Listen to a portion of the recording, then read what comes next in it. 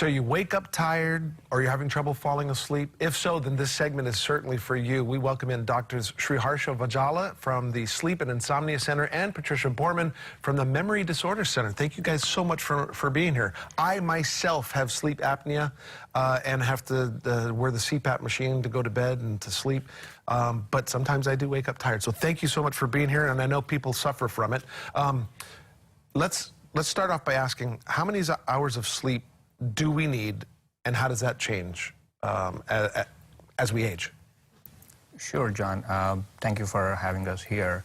So usually adults require 7 to 8 hours of sleep, no more, no less. 7 to 8. 7 to 8, okay. Yes. And kids, on the other hand, need more than 8 hours, and it depends on their age as well. The younger they are, the more number of hours you need to sleep. Okay, that's actually great, although there's a lot of us that don't get those hours of sleep. If I snore, how about this question? If I snore, does that mean I have sleep apnea? Well, you have a high chance that you might have sleep apnea.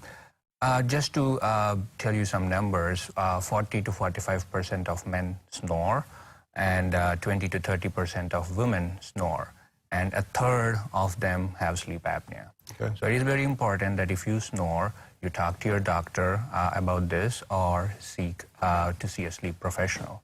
Because sleep apnea, it not only disturbs your sleep, but it has profound health consequences.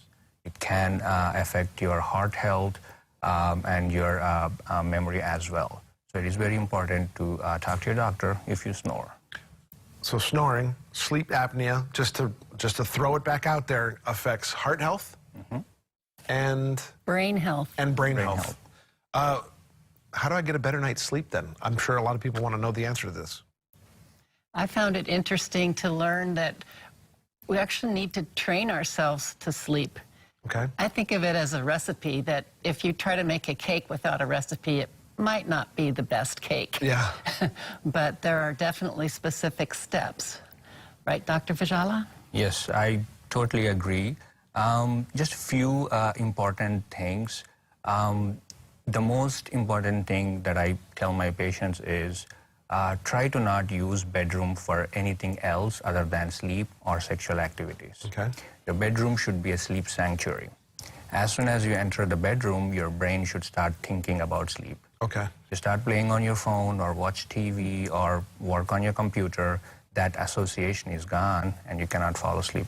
Okay, so that's really great tips. That makes a lot of sense too, and I'm sure for a lot of people it's like, bing, the light has gone off. Okay, sleep. What about naps? Well, we get a lot of questions about naps, and for healthy adults, a nap can be refreshing, but it should be limited to about 20 minutes to half an hour. And a lot of people know that any more than that, you feel groggy anyway for the rest You of the can feel more groggy. But as a geriatric specialist, I try to remind my patients that if they are ill, if they're recovering from a hospitalization or some type of health issue, then let your body call the shots. You do need extra sleep to heal. Okay. And a lot of people might not know that not being able to sleep or having this type of problem would affect your heart, but boy, we certainly want to reinforce the fact that it does affect your heart health. What are some of the clues that somebody might have a sleep problem? And then on top of that, what should they do about it? Well, I think sleep problems, if you wake up and you are not refreshed, I want you to see a sleep specialist. Okay. Also, if your sleep is frequently disrupted at night, it could be pain, it could be other health concerns, it could be psychological if you're not handling stresses and strains that happen in your life. Okay. And I'm sure doctor has some ideas for when to seek help as well. Yeah, definitely to add on to that, if you're not satisfied with sleep in any way, in other words, if you're sleepy when you're not supposed to, or if you're not sleepy when you're supposed to sleep, that itself is not a good sign, and that's when you should seek help. Okay. And most of the times it's simple things that can be fixed easily. Sometimes it needs a little more work, but definitely do not neglect sleep and talk to your doctor about it. This is all great info we're going to have on our website shortly after the show. You have something on your lap that you'd like to share with us?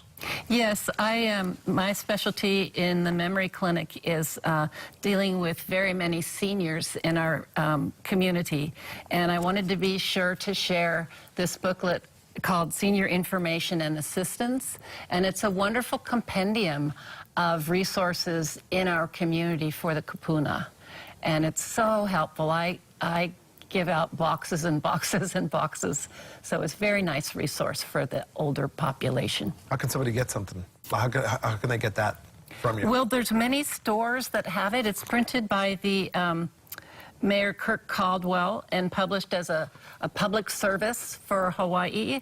And it's formulated by the Agency Area on Aging.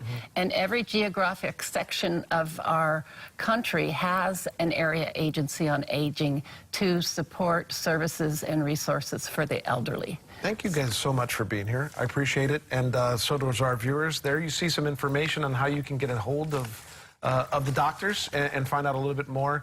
I think it's important. HawaiiNeuroscience.com, and then there you saw the phone number on the screen. We'll have that information on our website as well shortly after the show. Thank you guys so much. Thank you, John, for having us. All right.